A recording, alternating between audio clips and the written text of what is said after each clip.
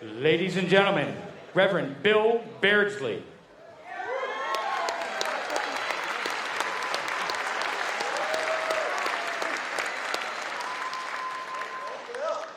How about those roots of creation? We need to find those roots. And how about Bernie Sanders? Are you feeling the burn?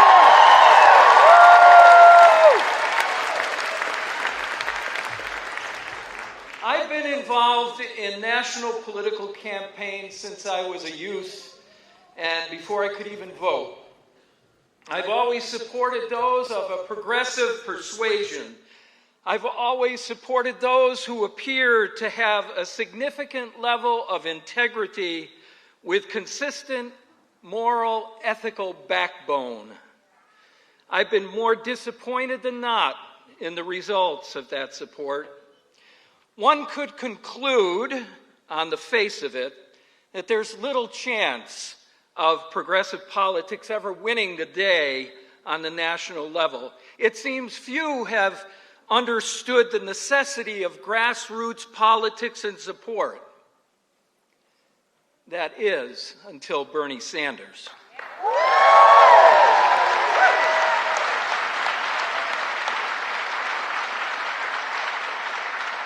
Senator Sanders gripped my imagination long before he ran for president the first time.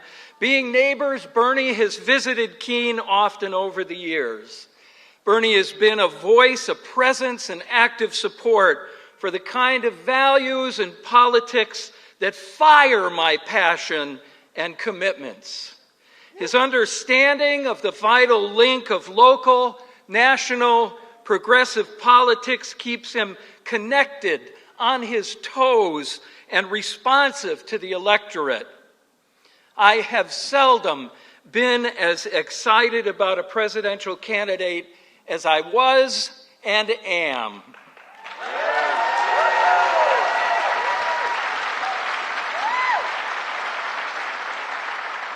Not me, us.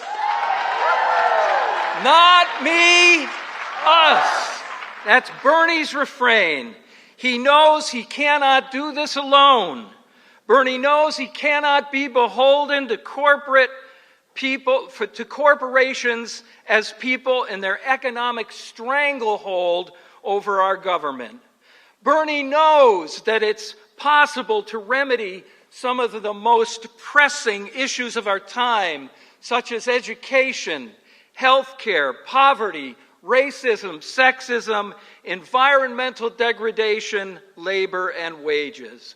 Bernie knows a perpetual war-based economy and war-making hurt us rather than help us. Bernie knows with you and me, he can and will win.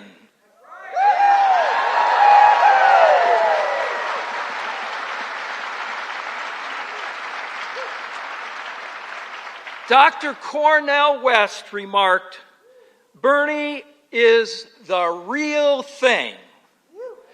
Bernie has been the thermostat. He has shaped the climate of opinion. Too many of them are thermometers. They reflect the climate of opinion. I would much rather have a thermostat as a president than a thermometer.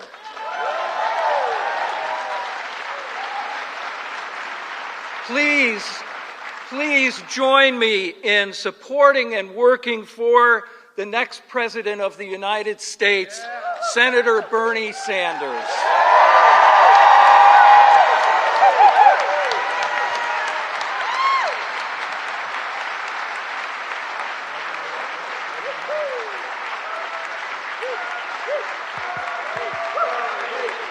Please welcome Megan Harris.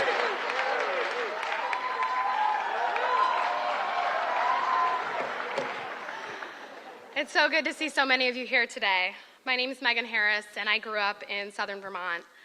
I know my story isn't unique. As a single mother of 3, my mom often struggled to piecemeal a budget, making hard decisions between healthcare and heat. We never knew hunger, but we did know the furrow in her brow when we required sneakers a month or 2 earlier than the budget allowed. Kids sometimes grow faster than budgets. When my father returned from Vietnam, he was diagnosed with PTSD and diabetes from exposure to Agent Orange. At 33, he was told after a double and a triple bypass that his best bet would be to find a quiet place to die. When he finally did pass 22 years later, it was not just because of the diagnosis he had received from doctors, but the prognosis of a failing system that neglected one of its own proud warriors. My life has been punctuated with reminders of my father's struggles, which have only brought to light for me the reality of a system that is willing to pay for war, but refuses to see its own citizens as worthy of the resources their own tax dollars pay for.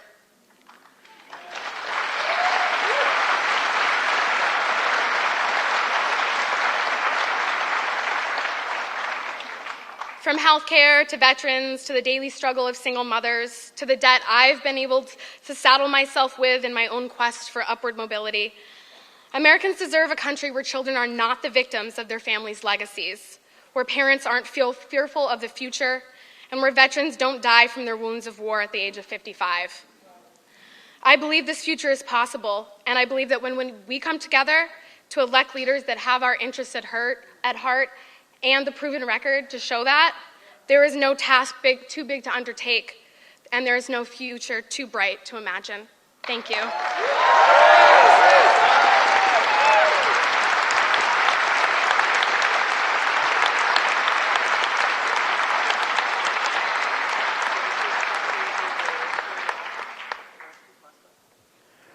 Please welcome Tris Patron.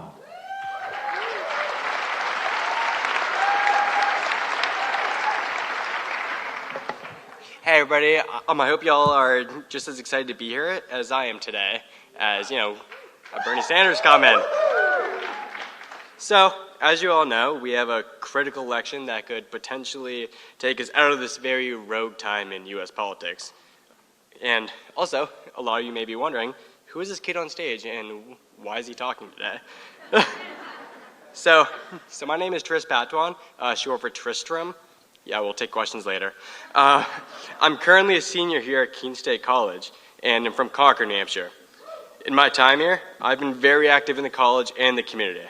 I've run cross-country and track for the college, and on a more relevant note, this past midterm election, I worked to get Keene the highest percentage of youth voter turnout across the state and break that record.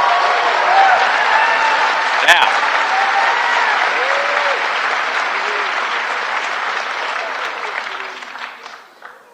But it's no secret that my classmates and I will graduate with some of the highest student debt in the country. And it's no secret that if I choose to stay in New Hampshire after I graduate, I will also find it very difficult to establish a life here, as we also have the lowest minimum wage in the country here at $7.25 an hour, and a very high cost of living due to our high property taxes. And as a whole, these issues will cripple my entire generation as we transition into adulthood, and that's very terrifying. But there's other issues, and issues outlined in Bernie's campaign, that affect more people than just young people like myself. And for that reason, I've decided I want to take my time up here to share a very personal story about myself with all of you.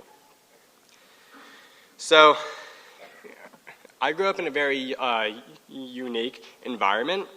My parents were divorced at age 2 and had a very unique divorce decree to where we were kind of split up like 50-50 custody. I'd spend 1 week with my mom, 1 week with my dad, half and half. But what was very unique about that was when we lived with my dad and stepmom versus my dad and I lived in different households. We lived in very different socioeconomic paths. But, it wasn't until around 2009 that I suddenly started to see things that changed outside of just those like very different economic backgrounds. So in 2009, when I was 12 years old, my mom got into a car crash and by her doctors was directed to use painkillers to help. But unfortunately, living in poverty, she did not have the access to health care. She requested the help she needed, and she got painkillers out of pocket. As most of you know, in like the late 90s and up to the mid 2000s, there was a major overprescription of painkillers. And while she did pay out of pocket for this, it eventually did kind of break our very fragile budget. So suddenly when things started to change, she had to seek new ways to deal with her pain. That unfortunately led to a very, very dangerous heroin addiction that was by her and my stepfather that we grew up with. And yeah, in like a few months span, I could see just the mother I'd grown up with change drastically. Sudden changes in her behavior or actions, like she was irrational, disorientation, these cycles of like hyper alertness followed by suddenly nodding off and like a droopy appearance. But you know, she, like many others, had found heroin as a cheaper alternative to feed her addiction. And like she only kept this secret for a while because she avoided treatment due to like the bad stigma around addicts. And again, she didn't qualify for Medicaid, so she couldn't even seek treatment to getting methadone. And since I've talked to her about this, she's described that to me as pretty much like a legalized version of the drug that really doesn't help you. But you know, the drugs did change who they are and subsequently led my sister and I to have to grow up very quick. And you know, I didn't understand these issues at that age and like how that played out into like who she was and like where my life was going. But due to those circumstances, I had to live with my father full time. And you know, for a while, I resented her wholeheartedly for that. And I regret that a lot. But as I've gotten older and I've gained an education and have been working around these issues, you know, as well as like student debt, climate, and voting rights, which are very important, I began to shift that frustration, not only her, but to like our state and our country and how they were dealing with it. Because it wasn't really as bad that she was like a heroin addict. It's about how like long, unrecognized, and how untreated it went to where it literally drove us to a point that broke up like my family and will forever like hold these scars inside of me that I will never be able to get rid of due to what I saw. And as I grew older, in seeing that it wasn't her fault and talking to her, I realized that like, yeah, it was 100% like the state's fault. And I know this because she was able to maintain a full-time job, her and my stepfather, this whole time. Nobody reached out to them for treatment when they could visibly see her struggling, even though she couldn't afford the health care that so many of us have like the privilege to have. And you know what? You know what's the scariest part about this? A lot of us think that those addicts just kind of live under the ground. She worked for the state of New Hampshire. She was a state employee for 11 years in the Health and Human Services Department. This issue was right in front of the state of New Hampshire, and they still could not act on it. They could not act on it knowing she had a family at home. She had children that were going through this. Family could not address it until me and my sister's childhood had to be drastically altered for our own safety, destroying our relationship with our mother simply because she couldn't afford the painkillers, simply because she couldn't like afford Medicaid to help her through treatment, and that's wrong. And I find that I'm fortunate, as in that I had a place to go. I could stay with my father and go on to college and hopefully have a good life after this with all the student debt I'm going to have next year. But that still doesn't take away the issue. There's hundreds, there's thousands, there's millions of other children just like me who grew up in that same circumstances, who didn't have that privilege because they don't have health care. That's why we need a candidate who will support universal health care and treat all of our people accordingly.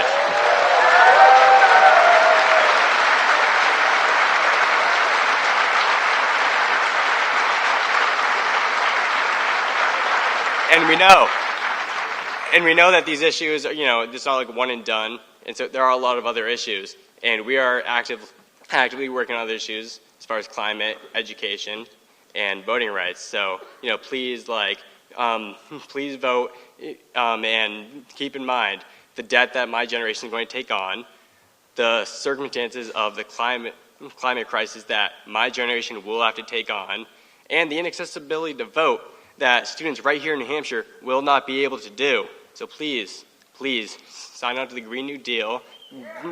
Please sign on to free college for all and voting rights for all of those in our New Hampshire. Thank you.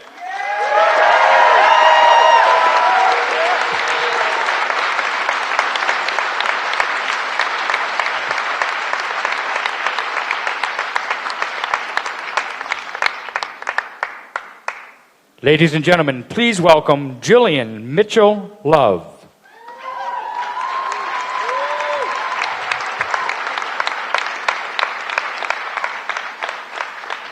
First, let's hear it for Bernie.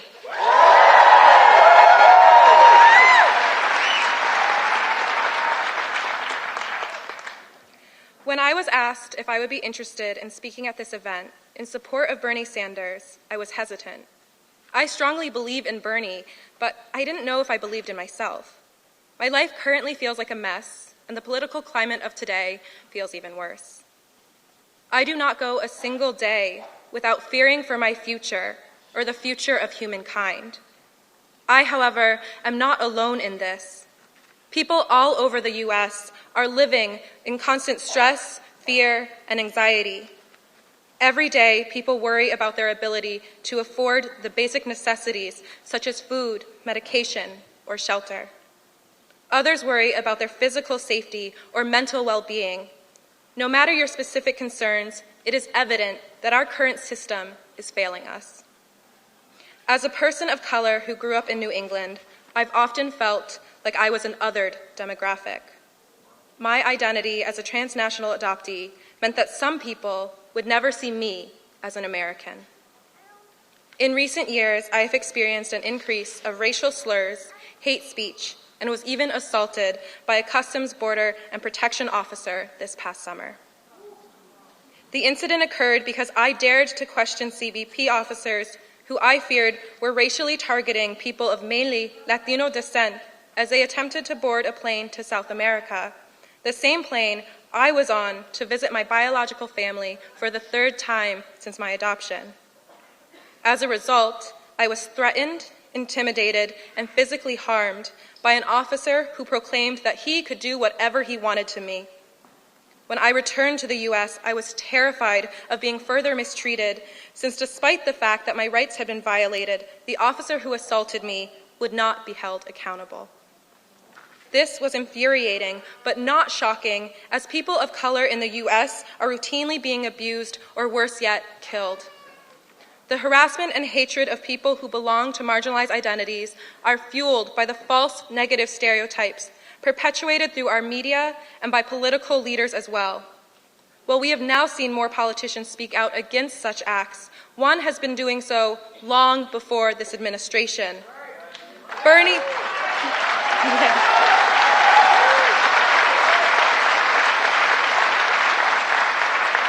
Bernie Sanders has been taking a stand against injustice and bigotry for the majority of his lifetime, and he continues to do so today. He has publicly denounced the actions of racist individuals, politicians, and policies. And what is even more impressive than his political record is that he does all of this because he genuinely cares about the well-being of people like you and me. Whether the issues that impact your life are rooted in racism, sexism, or classism, Bernie Sanders stands against them all.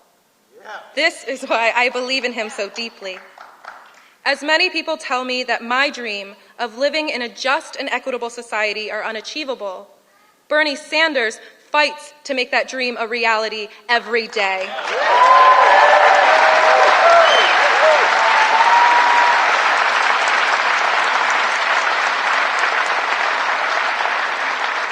That is why I am honored today to introduce to you our next president, Senator Bernie Sanders.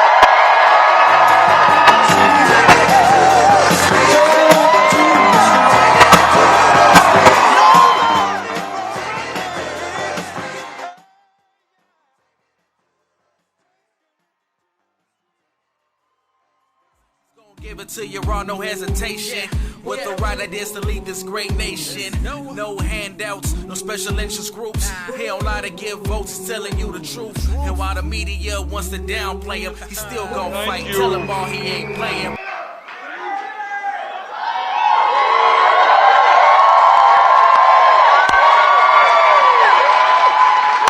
All right, Keene, it looks like we're ready for a political revolution.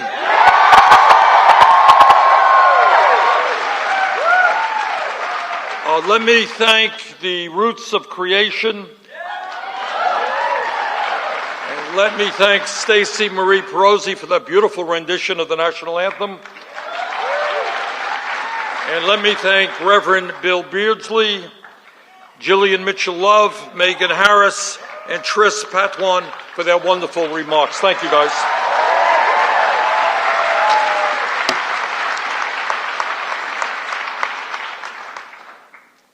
I don't have to tell anybody in this room that we live in an unprecedented moment in American history.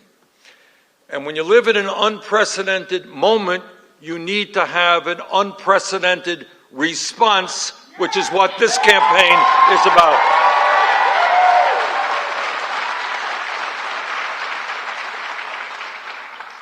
When we talk about us, not me, it is not a bumper sticker, although it may become a bumper sticker, who knows? But it is a profound political statement which has the advantage of being very true. Because when we talk about us, not me, we understand that to transform this country, we have to take on enormously powerful special interests. And that no president, not the smartest, best-intentioned, most honest person, can do it alone. That's just the fact. All of you who have studied American history, whether you have studied the labor movement or the civil rights movement or the women's movement or the gay movement or the environmental movement, understands that real change never, ever takes place from on top. It's never one person doing it alone. The only time that real change ever takes place is when millions of people stand up, they look around them, and they say, you know what? This status quo is wrong. It's got to change.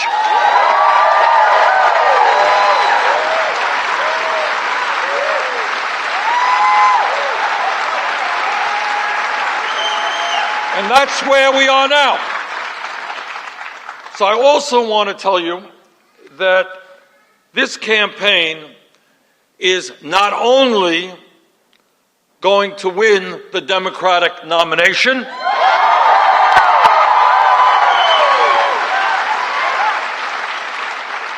this campaign is not only going to defeat Donald Trump, the most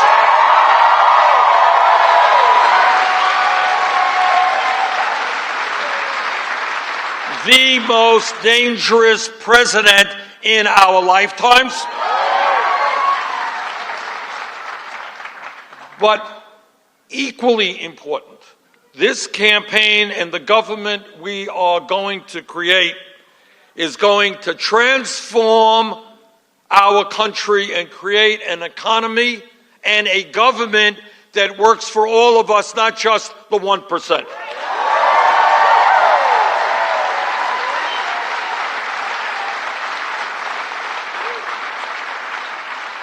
So today, on our very first day on the campaign trail here in New Hampshire, I want to welcome you to a campaign which says loudly and proudly that the underlying principles of our government will not be greed, will not be hatred and lies. The underlying principles of our government will not be racism, sexism, xenophobia, homophobia, and religious bigotry.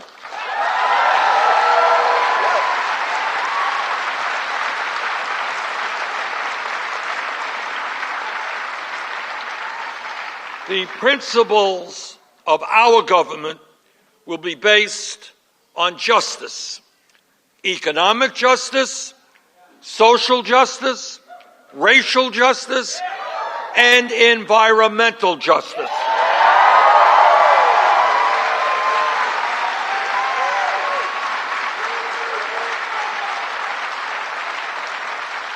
So this evening, I want to welcome you to a campaign which tells the powerful special interests who have so much control over our economic and political life that we will no longer tolerate their greed, a greed which has made the very, very rich much richer, but which has resulted in millions of Americans seeing a decline in their standard of living.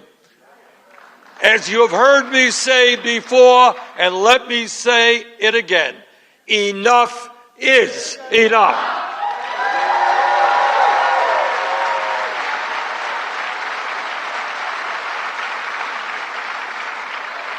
Now, this is not talked about too much in Congress, and it's not talked about too much in the media. But we have got to address the reality that in America today, we have more income and wealth inequality in this country today than at any time since the Gilded Age of the 1920s. We have more income and wealth inequality than almost any other major country on earth. So today we say loudly that we will not accept an economic situation in which the three wealthiest families in America have more wealth than the bottom half of the American people.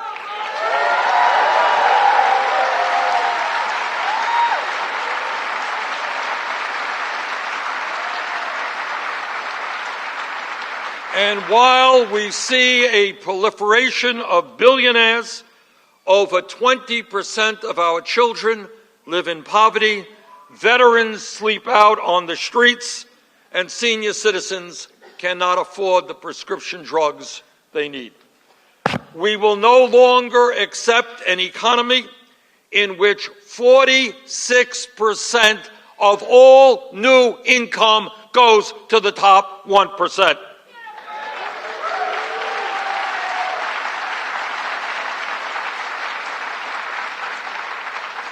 And here in New Hampshire, in Vermont, and all over this country, we see people who are not working one job, they're working two jobs, they're working three jobs to cobble together some income and some health care. We will not accept an economy in which over half of our people live paycheck to paycheck.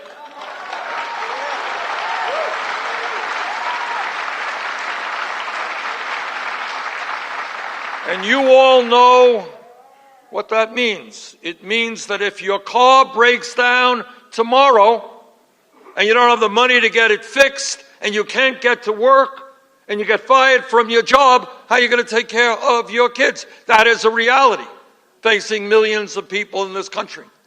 And what happens if your kid ends up in the hospital and you don't have the money to pay the hospital bills? All of you remember that a couple of months ago, Trump shut down the government. And when he shut down the government, he put 800,000 federal employees in a situation in which they were not getting paid. Now, Trump may have grown up in a multi-millionaire family where he got, at the age of 3, an allowance of $200,000 a year. That was his family. Well, I grew up in a working class family, and my allowance was 25 cents a week.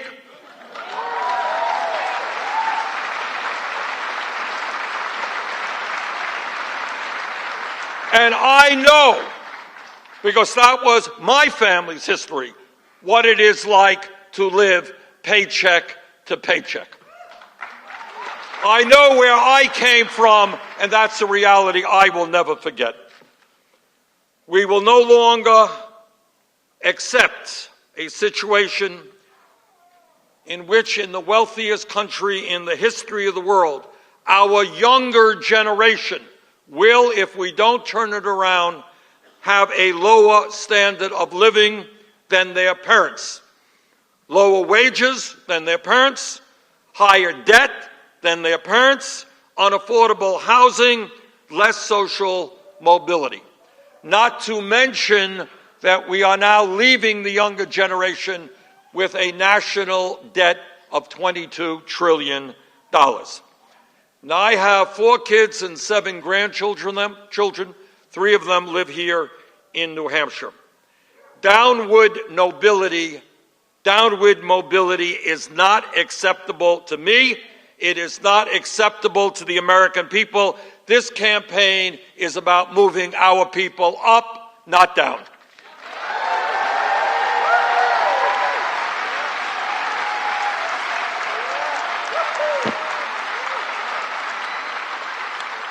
But it is not just a grossly unfair economic system that we are going to address in this campaign. It is a corrupt political system which is undermining American democracy.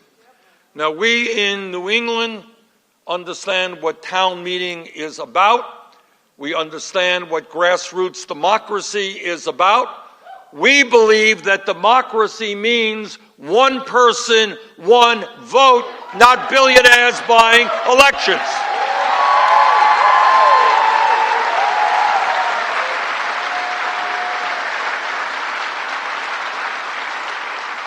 So whether Trump or Mitch McConnell like it or not, we are going to overturn this disastrous Citizens United Supreme Court decision.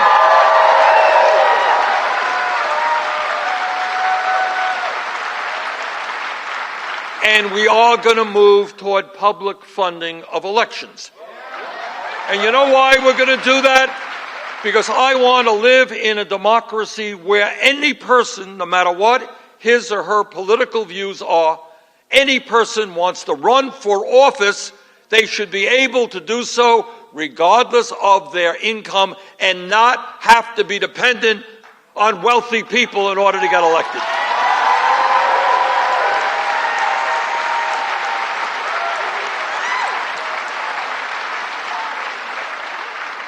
And today I want to offer a very special thanks to the people of New Hampshire. In 2016, this is the state where the political revolution took off. Thank you, New Hampshire.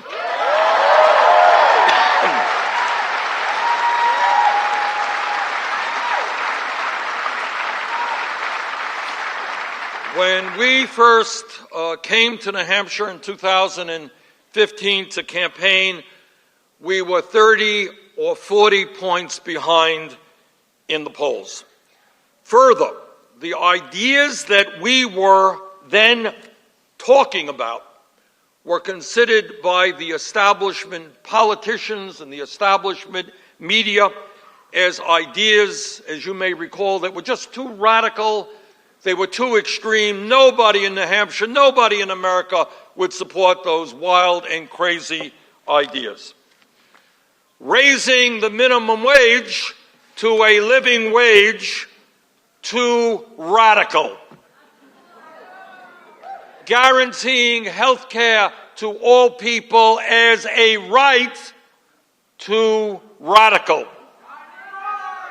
Creating up to 15 million jobs by investing $1 trillion to rebuild our crumbling infrastructure, too radical. Aggressively combating climate change, too radical.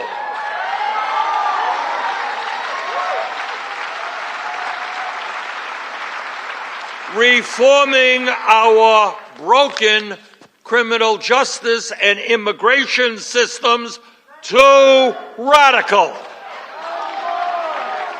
And listen to this one that was just inconceivable. Not having a super PAC and not begging wealthy people for campaign contributions, much, much too radical.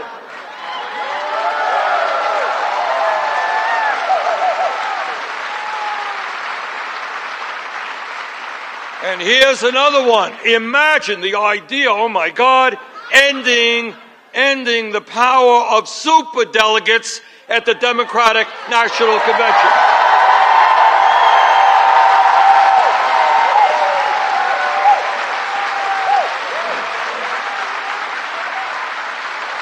All of those ideas, inconceivable, never happened.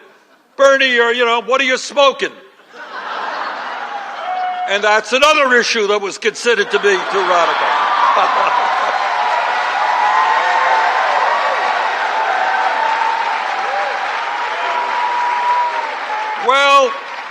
Well, a funny thing happened in New Hampshire over that year. On primary day, as you recall, we didn't end up 30 to 40 points behind. We ended up winning a very strong victory here, the first victory of our campaign.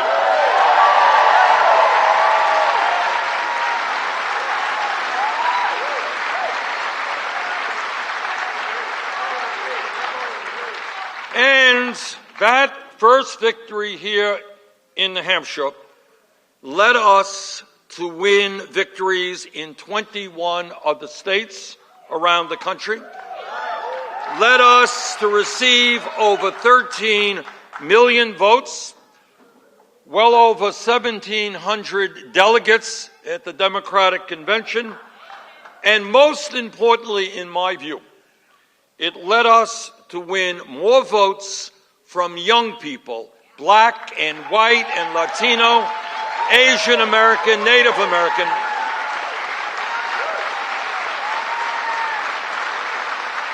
We won more votes from young people than Trump and Clinton combined.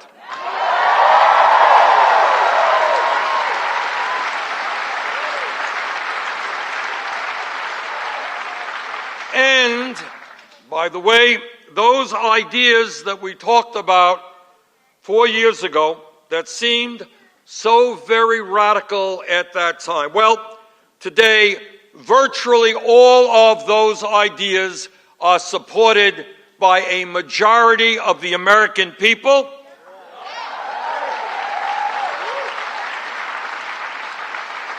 And as you will hear soon here in New Hampshire, these are ideas that are supported by candidates from school board to President of the United States.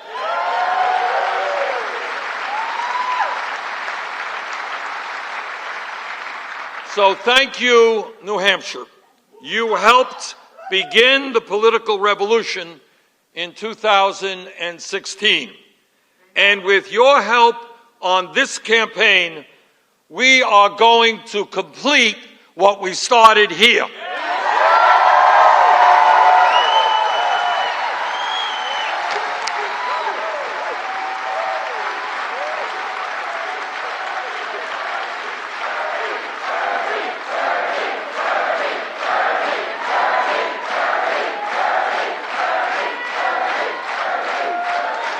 We are going to turn our vision and our progressive agenda into reality.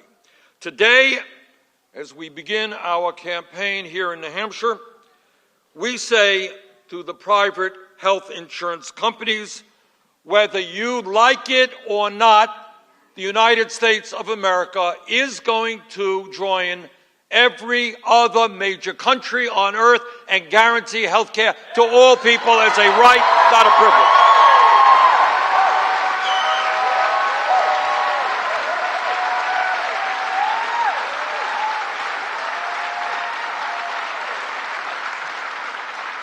And what the American people are catching on to is that this is not a radical idea. This is an idea that exists all over the world. It is not a radical idea to say that anybody in this country, regardless of income, has the right to go to a doctor when you get sick, without worrying about whether you can afford the deductible or the copayment. It is not a radical idea to say that if, God forbid, you end up in the hospital for 2 weeks, that you don't have to come out of that hospital and see your family go bankrupt. That is not a radical idea.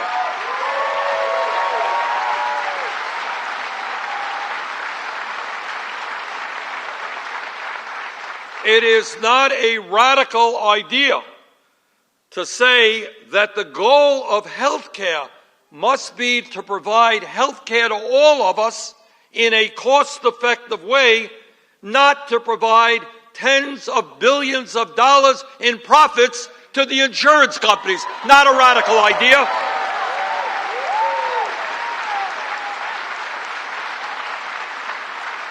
It is not a radical idea to say that when 30 million people have no health insurance, the CEOs of the large insurance companies should not be making outrageous compensation packages.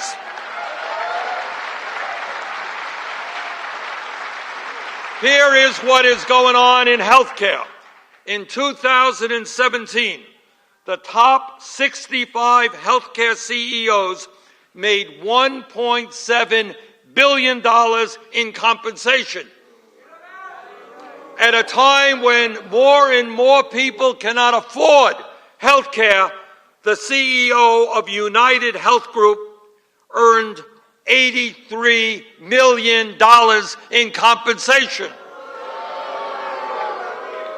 We need a health care system that invests in disease prevention, that invests in doctors and nurses, dentists, rural clinics.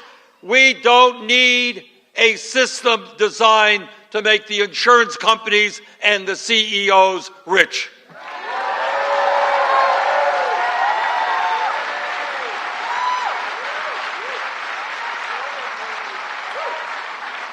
So today we say to the private insurance companies, yes, we will pass a Medicare for all single-payer program.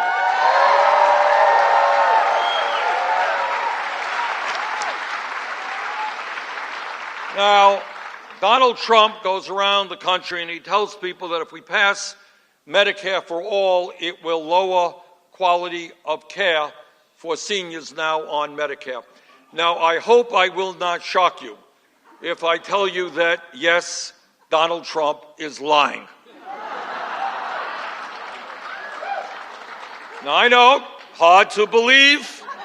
You are shocked when I say that. So I want to say to the seniors, and that is that Medicare is a very, very strong program, but it does not today cover dental care, does not cover hearing aids, does not cover eyeglasses. Under our legislation, we will cover dental care, eyeglasses, and hearing aids.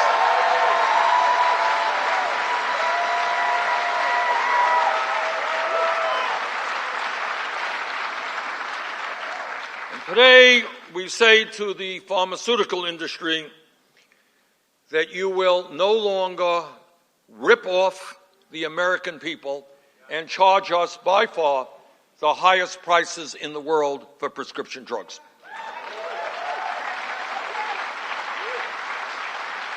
Last year, this is how crazy it is. Last year, 5 largest pharmaceutical companies in the world made $50 billion in profit. Meanwhile, and this speaks to a dysfunctional healthcare system, 1 out of 5 Americans who receive a prescription from their doctor cannot afford to fill that prescription. How insane is that? People are sick, they go to the doctor writes out a prescription, they cannot afford to fill that prescription. In New Hampshire and in Vermont and all over this country, senior citizens are cutting their pills in half, which is a bad thing to do. Now, I will never forget, way back in 1999, when I was a congressman from Vermont, I took a busload of women, working-class women who were struggling with breast cancer. We went up to Montreal. Now, we went to Montreal not to have a holiday. but we went up there to buy prescription drugs. And I will never forget walking into that drugstore, and we had planned all of this out. They walked into the drugstore, and many of them were buying a widely prescribed breast cancer drug called tamoxifen. And on that day, this is back in 1999, they paid 1/10 of the price in Montreal for the same exact product they were buying in Vermont. And the truth is that all over the country, all over the world right now, the same exact medicine made in the same exact factory in the same bottles are significantly less expensive. So we say to the drug companies that yes, your greed is going to end. We are going to substantially lower drug costs in this country.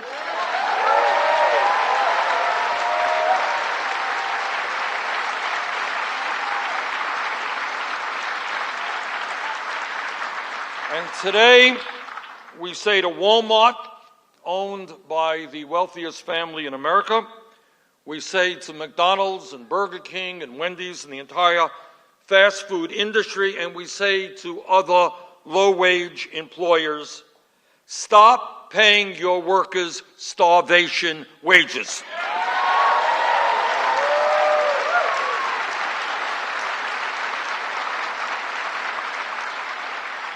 All over this country, there are workers now trying to survive on $8, $9, $10 an hour. And you know what? You cannot buy food, you can't pay the rent, you can't have health care, you can't put gas in your car on $9 or $10 an hour. And that is why I am very proud to tell you that since we began talking about this issue, since grassroots groups like the Fight for 15 have been active, 5 states in America have raised the minimum wage to $15 an hour.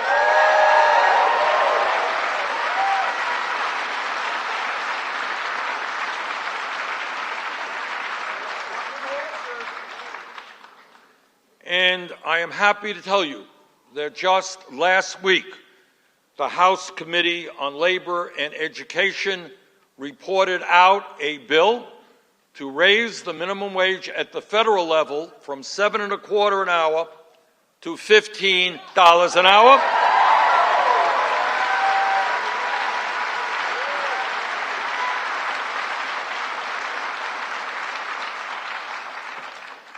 And my legislation, the same legislation in the Senate, has 30 co-sponsors, and when that bill comes over to the Senate, we're going to fight like hell to see that it is passed. The bottom line,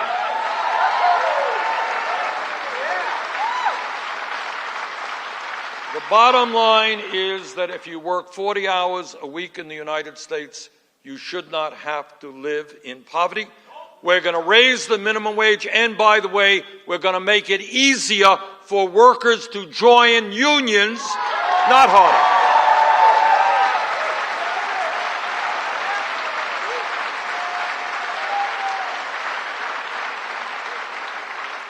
And when you look at what goes on in America, whether it's New Hampshire, Vermont, or any place else in the country, you know right away that despite being the wealthiest country on earth, we have an infrastructure which is collapsing.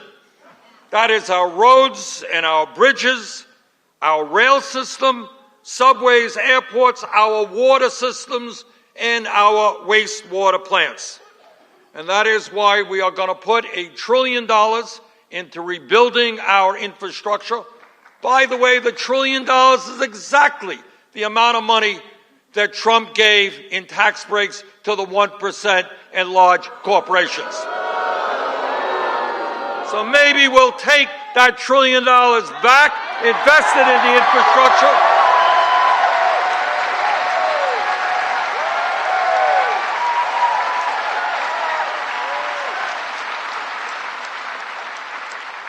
And there's another issue out there that doesn't get anywhere near the attention that it deserves. And as I think all of you know, and every child psychologist in the world knows, is that the most important years of human intellectual and emotional development are 0 through 4.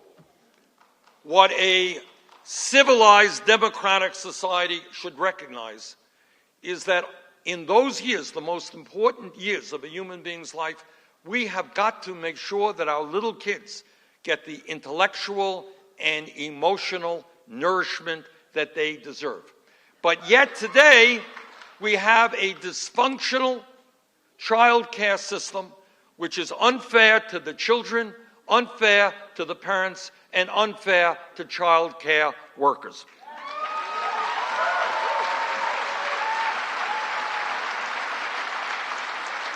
And that is why together we are going to create a high-quality, universal pre-K system.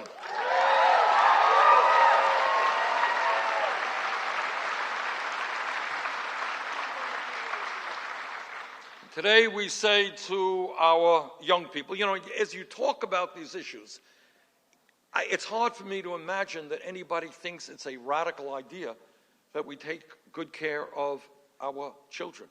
It's not a radical idea. And the same point is made for our young people. Who would deny that it is absolutely imperative that our young people get the best education that we can possibly provide them?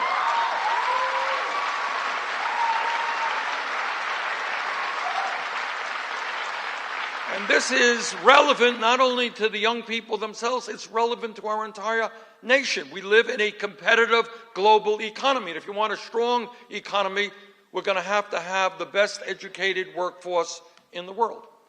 Now, 50 or 60 years ago, if you had a high school degree in the United States, the likelihood was that you could go out and get yourself a pretty good job and make it into the middle class.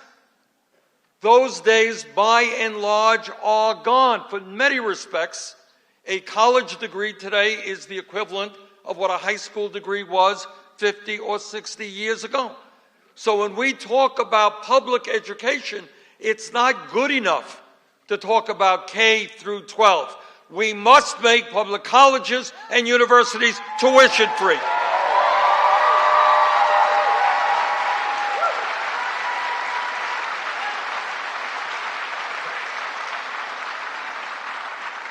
And we have to stop punishing our people for the crime of getting a decent education. You got over 40 million people in this country who are carrying student debt. Some of them, I expect, in this room. A lot of them, I expect, in this room. You want to hear a crazy story? My son just told me this yesterday. In Florida, they are taking away the health care certificates of nurses and other people, taking away their ability to practice because they have not been able to pay off their student debt. I mean, I talked to, a couple of years ago, a young doctor in Burlington. She was $300,000 in debt for the crime of trying to become, which she did, a family physician. At a time when we desperately need dentists. Talked to a young woman in Iowa, $400,000 in debt. Talked to people all over this country, $50,000, $100,000 in debt. Our administration will substantially lower student debt in this country.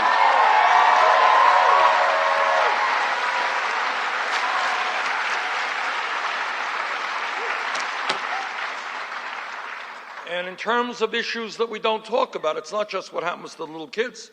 It's what happens to our parents and our senior citizens. Today, some 20% of senior citizens in this country are trying to make it on $13,500 or less. Think about it for a second. You are 80 years of age, 85 years of age. You got health care needs. You got to keep the house warm in the winter. You may have to get in your car or do some transportation. You need to eat. How do you make it on $13,500 and live in dignity? And the answer is, you're not. My Republican colleagues in the House and the Senate, they got a brilliant idea. After giving tax breaks to billionaires, they want to cut Social Security. Well, we got some bad news for them. We are not going to cut Social Security. We are going to expand Social Security.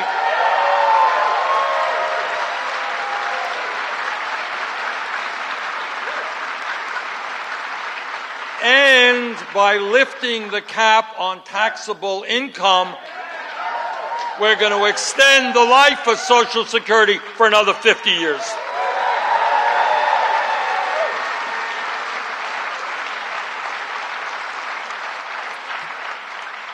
Now, every day, in a dozen different ways, Donald Trump is an embarrassment to this country. But there is one area where he is more than just an embarrassment, but a real danger to the future of our country and, in fact, the world. So we say to Donald Trump and his friends in the fossil fuel industry, climate change is not a hoax.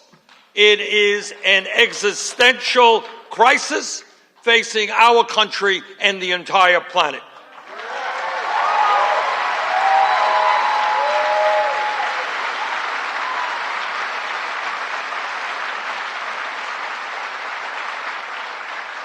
And whether Trump and his friends in the oil, coal, gas industry like it or not, we are going to lead the world in transforming our energy system away from fossil fuel and into energy efficiency and sustainable energies.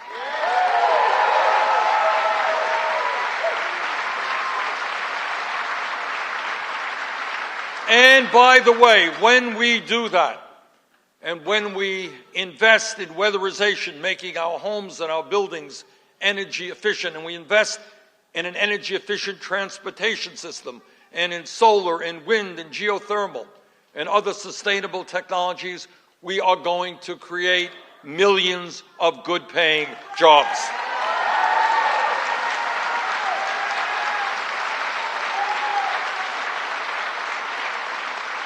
And if I may, think about a world where instead of each country arming itself with all kinds of sophisticated weapons of destruction, maybe we can have a world which works together against the common enemy of climate change.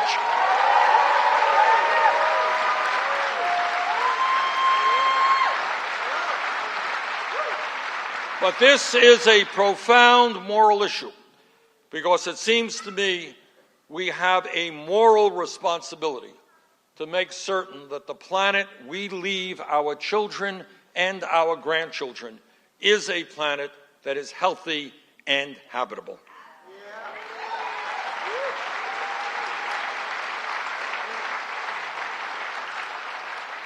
And today we say to the prison industrial complex that under a Bernie Sanders administration, there will be real criminal justice reform.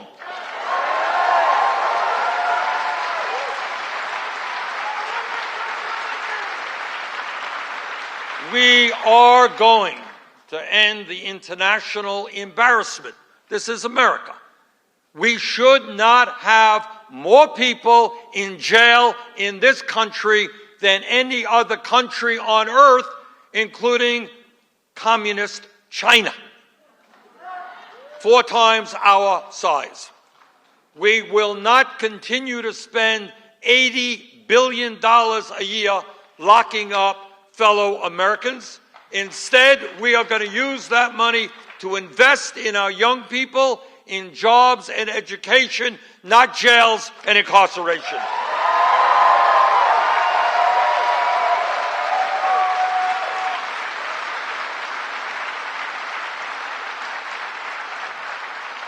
And when we talk about criminal justice reform, we're talking about no more private prisons or detention centers.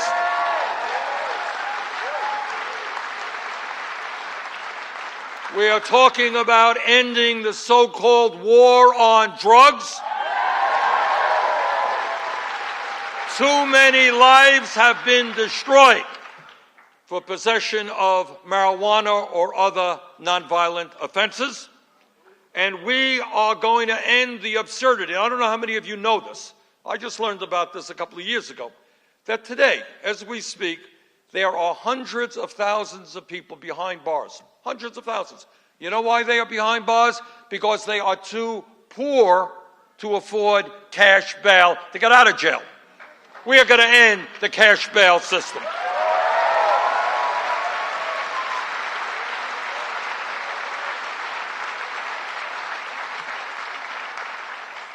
By the way, when we talk about criminal justice reform, we're going to change a system in which tens of thousands of Americans every single year receive criminal records for possessing marijuana. But not, and I want you to think about the absurdity of this, but not one major Wall Street executive went to jail for their illegal behavior which caused the virtual collapse of our economy in 2008. Not one.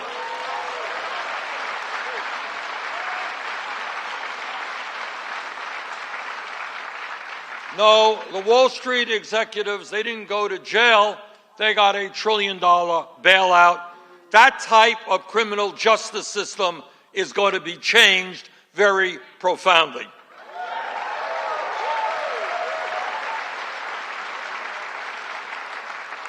And today we say to the American people that instead of demonizing the undocumented immigrants in this country, we are going to pass comprehensive immigration reform and a path toward citizenship.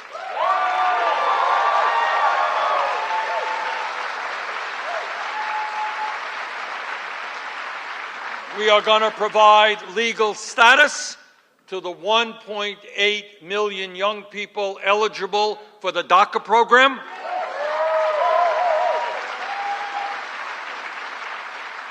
And we're going to develop a humane border policy for those who seek asylum.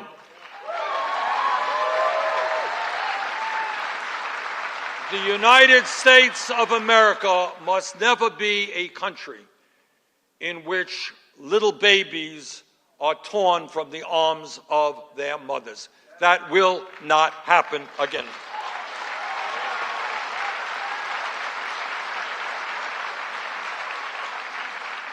And today, we say to the top 1%, people who are doing phenomenally well, and we say to the large profitable corporations who are in many cases enjoying record-breaking profits, that under a Bernie Sanders administration, we are going to end the massive tax breaks and loopholes that they currently enjoy.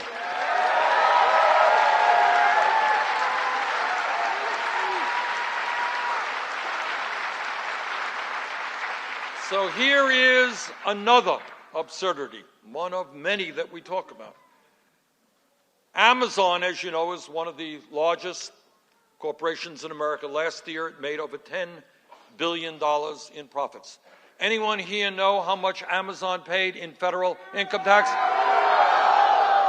Owned by the wealthiest guy in the world. It's not just Amazon, it's Netflix, it's General Motors, it's other large profitable corporations not paying a nickel in federal taxes.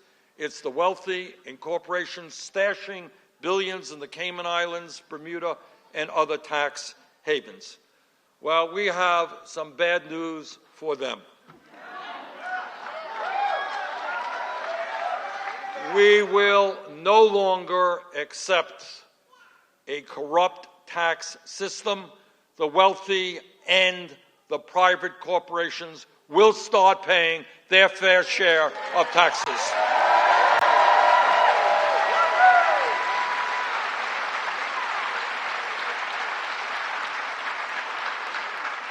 Our administration is going to end austerity programs for working families and bring a little bit of austerity to the top 1% and the multinational corporations.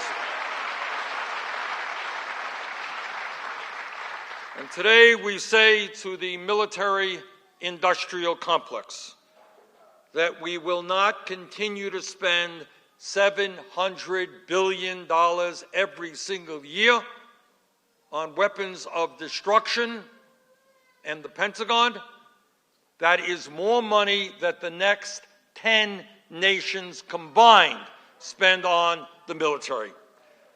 Our administration is going to invest in affordable housing. We're going to invest in public education.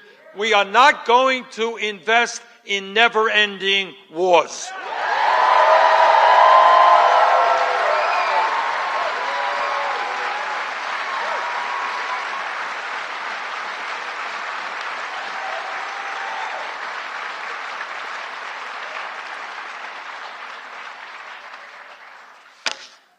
You are going to hear here in New Hampshire a lot of politicians. Many of them are my friends, and many of them are very good people. They're going to come before you and tell you their ideas as to what they hope to accomplish and the agenda that they're running on. And I want to take a minute to be as specific as I can be about what our agenda is. And let me just go through a few of the items. When we, and I use the word we advisedly, because as I said previously, no president alone can accomplish what has to be done in this country. Because Wall Street and the insurance industry and the drug companies and the military-industrial complex, all of these entities are so powerful that the only way we defeat them is when millions of people stand up and fight back.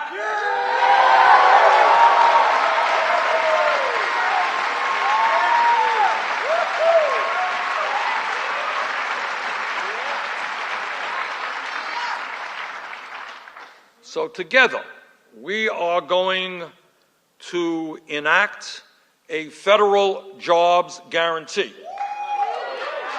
Now, what does that mean? It means that there is so much work that has to be done in America, from childcare, from rebuilding our infrastructure, from transforming our energy system, from building the affordable housing, from all of the great teachers that we need. There is so much work to be done. Let's get to work doing it. Let's put our people to work.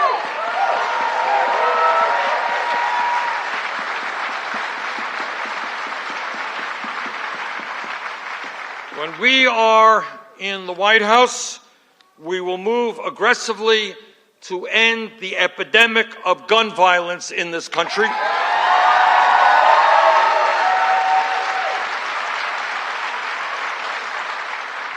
And pass the common sense gun safety legislation that the overwhelming majority of Americans, rural and urban, want to see passed.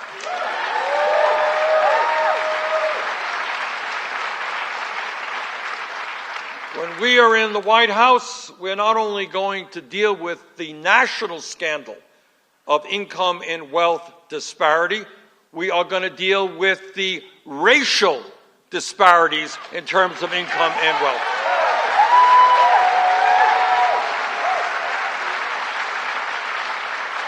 It is simply not right that the average white family today owns 10 times more wealth than the average black family. We are going to root out institutional racism wherever it exists.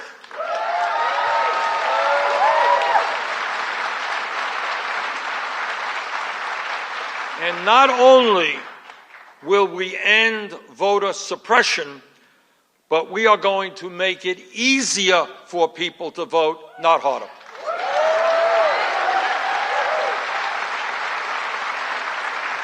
In my view, in the United States, if you are a citizen of this country, if you are 18 years of age, you are registered to vote. End of discussion.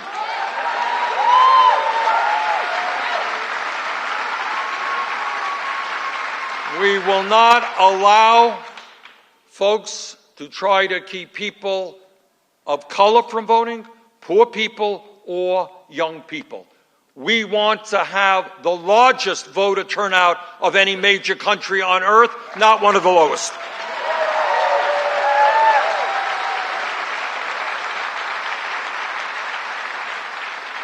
When we are in the White House, we are going to protect a woman's right to control her own body.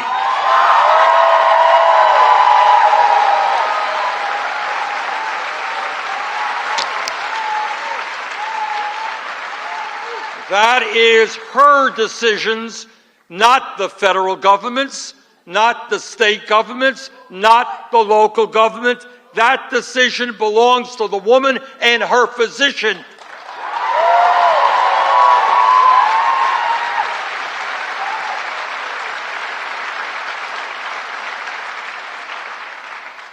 When we talk about us, not me, what we are talking about is an understanding that real change never ever takes place from the top on down. That is the history of America. It's the history of the civil rights movement, the labor movement, women's movement, gay movement, environmental movement. So what this campaign is about is not just defeating Donald Trump. That's important. But it is also understanding that it is imperative that we begin transforming the economic and political life of this country so that we have an economy that works for the children, that works for the seniors, that works for working families, not just wealthy campaign contributors.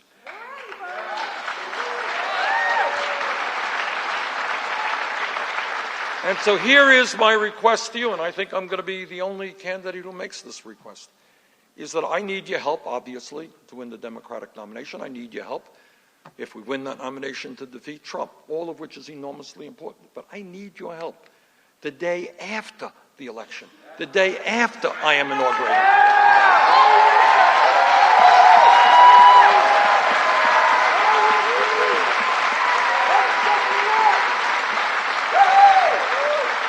So I want you to understand, and the media doesn't talk about this and never will, but I want you to understand what we are up against when we talk about transforming America. It's easy for me to give you a great speech telling all the wonderful things we want to accomplish, and that's great, but I want you to know what stands in the way of bringing about that change. Today on Wall Street, you have 6 financial institutions that have assets equivalent to 54% of the GDP of the United States of America. Do you? Thank you very much. Exactly right.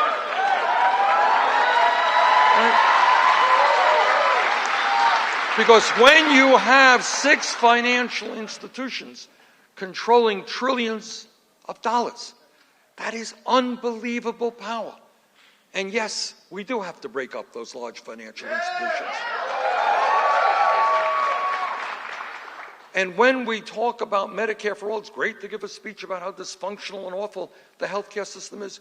Do you know how much money the insurance companies are going to spend, how many lies they are going to tell us, how many 30-second ads you're going to see on TV here in New Hampshire trying to maintain the status quo in healthcare? So if we are serious about Medicare for all, we've got to have the guts to take on the insurance companies.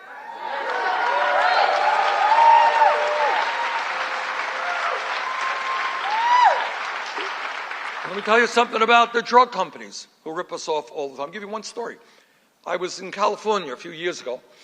People there put a referendum on the ballot. It was kind of a modest referendum which said that the state government would not pay any more for prescription drugs than the Veterans Administration does.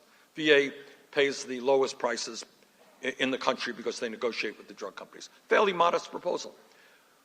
Do you know how much money the drug companies spent in one state to defeat one referendum?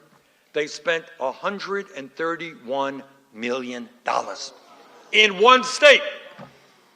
So what do you think they will spend when we demand that there is a significant reduction in prescription drug costs? I talk to people whose kids are on insulin. Anybody here dealing with diabetes? Price of insulin soaring. How much money do you think they will spend to protect their profit margins? And that's what we have got to be prepared to take on. talk about the military-industrial complex. You talk about protecting family farmers. We're going to protect family agriculture and organic agriculture. Well, you're going to have to take on the power of Monsanto and agribusiness.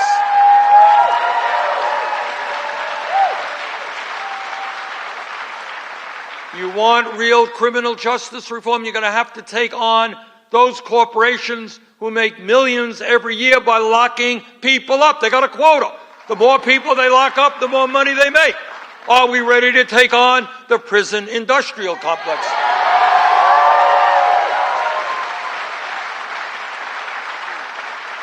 And then there are our dear friends in the fossil fuel industry.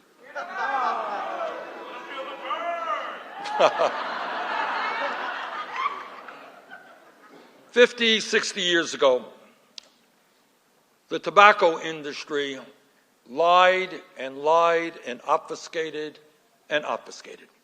And they said, well, there is no evidence that smoking cigarettes, and my father smoked 2-3 packs a day, no evidence that smoking causes cancer or heart disease. They had the evidence and they lied. Okay? And as a result of their lying, millions of people, perhaps my father, died as a result. And now you have the fossil fuel industry and their stooges like Donald Trump continuing to lie and say, well, we're not sure. There are two sides to the story. There are no two sides to the story.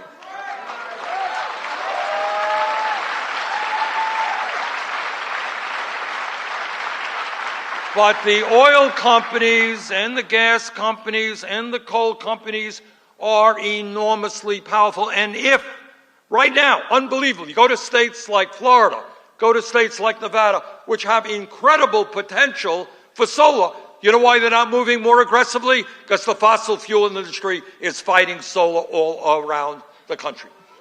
All right?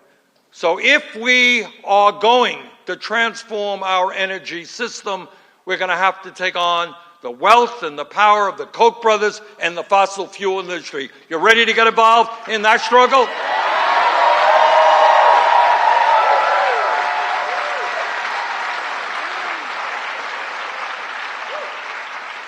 So when we talk about us, not me, this is not just rhetoric.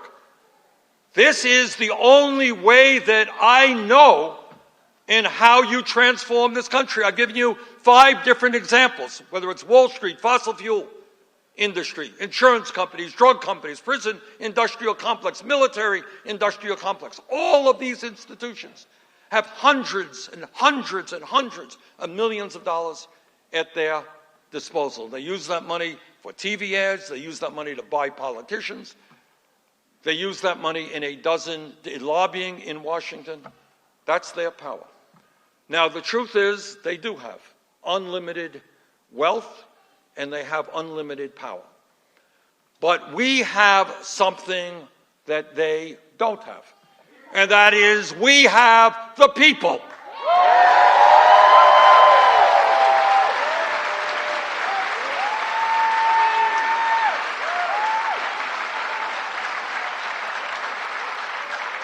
Now, the 1% may have a lot of money and a lot of power, but at the end of the day, they are 1%.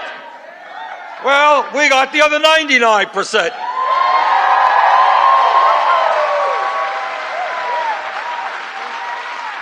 Maybe we don't have their power and their money, but we do have a hell of a lot more people. Which takes me to the bottom line. What Trump and his billionaire friends are trying to do, with some success, is to divide the American people. They understand that the American people want health care for all. They want to raise the minimum wage. They want good education for their kids. They understand that. So how do they win? They win by dividing us up. They divide us up by the color of our skin. They divide us up by the country we were born in. They divide us up men against women. They divide us up by religion. They divide us up by sexual orientation. Our job, for the sake of our kids and our grandchildren, is not to allow them to divide us up, but to come together.